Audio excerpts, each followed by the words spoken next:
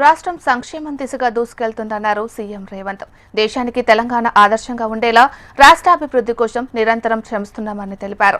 రవీంద్ర భారతిలో ప్రభుత్వం ఆధ్వర్యంలో నిర్వహించిన ఉగాది వేడుకలకు హాజరైన సీఎం రేవంత్ పేదల సంక్షేమమే ప్రభుత్వ లక్ష్యమని తెలిపారు.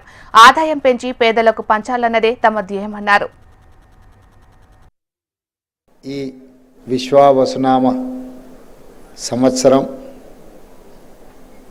తెలంగాణ రాష్ట్రం పాడి పంటలతో సుఖశాంతులతో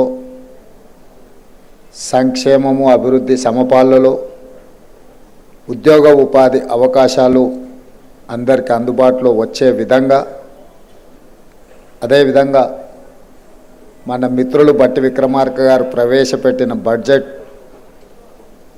వేద పండితుల పంచాంగ పఠనం విన్నప్పుడు ఉగాది పండుగ షడ్రుచులతో కూడుకున్న ఏదో విధంగా అయితే ప్రసాదం అందించిండ్రో బట్టి విక్రమార్క గారు ప్రవేశపెట్టిన బడ్జెట్ కూడా అదేవిధంగా షడ్రుచులతో ఉన్నదని చెప్పి నేను భావిస్తున్నాను. అందులో తీపి ఉన్నది, పులుపు ఉన్నది, కారము ఉన్నది, కాస్తో కూస్తో ఉప్పు కూడా ఉన్నది. ఎందుకంటే కొన్ని నియంత్రణలు పాటించిండు, కొన్ని అంశాలలో చాలా లిబరల్గా వారు ముందుకు వచ్చారు.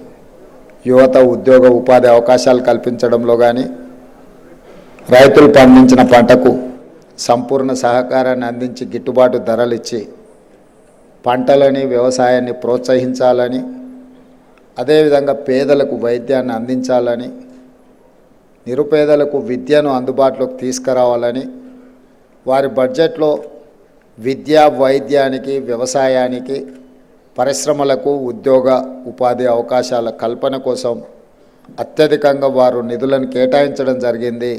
ఈ ఉగాది సందర్భంగా వారికి మనస్ఫూర్తిగా నేను అభినందనలు తెలియజేస్తున్నా. ఇవన్నీ నెరవేరాలి అని అంటే పెట్టుబడులు రావాలి, అభివృద్ధి జరగాలి అంటే శాంతి భద్రతలు పూర్తి స్థాయిలో అమలు చేయాలి. తప్పకుండా రాష్ట్ర ప్రభుత్వం మా ప్రభుత్వ యంత్రాంగం తెలంగాణ రాష్ట్రంలో ఏ మూలనైనా చీమ చిటుక్కుమన్న అసాంఘిక శక్తులు ఎలాంటి ఒడిదుడుకులను ఎలాంటి ఇబ్బందులను కల్పించాలనే ప్రయత్నం చేస్తే వాళ్ళ పట్ల కఠినంగా వ్యవహరించాలని ప్రభుత్వం నిర్ణయం తీసుకున్న ఆ దిశగా నిరంతరం పర్యవేక్షణ జరుగుతూనే ఉంది. ఈరోజు పాలన పరంగా ప్రభుత్వపరమైన నిర్ణయాలు ప్రజల సంక్షేమం కోసం తెలంగాణ రాష్ట్ర అభివృద్ధి కోసం నిరంతరం మేము శ్రమిస్తూనే ఉంటాం. మా మంత్రివర్గ సహచరుల సహకారంతో మా శాసనసభ్యులందరినీ అండగా నిలబడడంతో ఈరోజు ఈ కార్యక్రమాలను నేను మా ఉప ముఖ్యమంత్రి వర్యులు బట్టి విక్రమార్క గారు జోడెద్దుల్లాగా రాష్ట్రాన్ని అభివృద్ధి పదం వైపు నడిపించడానికి నిరంతరం ప్రయత్నం చేస్తున్నాం.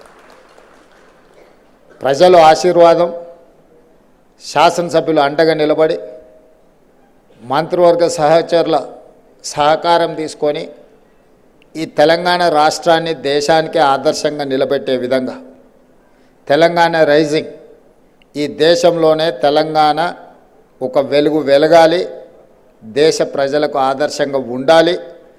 హైదరాబాదు నగరం అంటే ప్రపంచ స్థాయిలోనే ఈ నగరానికి గుర్తింపు ఉండాలని చెప్పి ఈరోజు మన ప్రభుత్వం ప్రయత్నం చేస్తున్నది.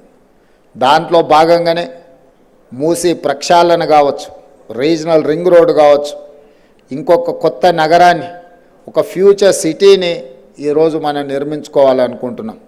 ఎక్కడైనా ఈ దేశంలో స్వతంత్రం వచ్చినప్పటి నుంచి ఒక చండీగఢ్ తప్ప ఒక సంపూర్ణమైన నగరాన్ని ఎక్కడ నిర్మాణం జరగలేదు. దేశంలో ఉన్న నగరాలే కాస్త విస్తరించుకుంటూ వచ్చినాయి.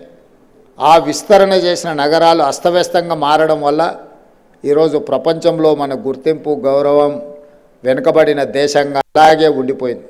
అందుకే ఈరోజు ఈ దేశంలో కొత్త నగరాల నిర్మాణం జరగాల్సిన అవసరం ఉన్నది. ఈ కొత్త నగరాల నిర్మాణం జరగాలి అంటే దానికి నమూనా ఈ దేశంలో ఎక్కడా లేదు. అందుకే తెలంగాణ రాష్ట్రం ఆ ఫ్యూచర్ సిటీని నిర్మించడం ద్వారా దేశానికి ఒక ఆదర్శంగా నిలబడి ఒక నమూనా నగరాన్ని ఇవాళ మనం నిర్మించాలనుకుంటున్నాం.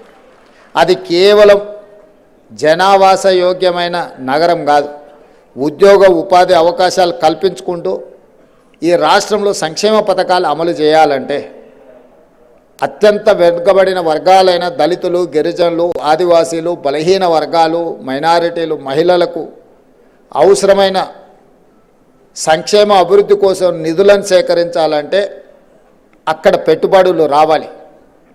ఆ పెట్టుబడుల ద్వారా రాష్ట్ర ఆదాయం పెరగాలి.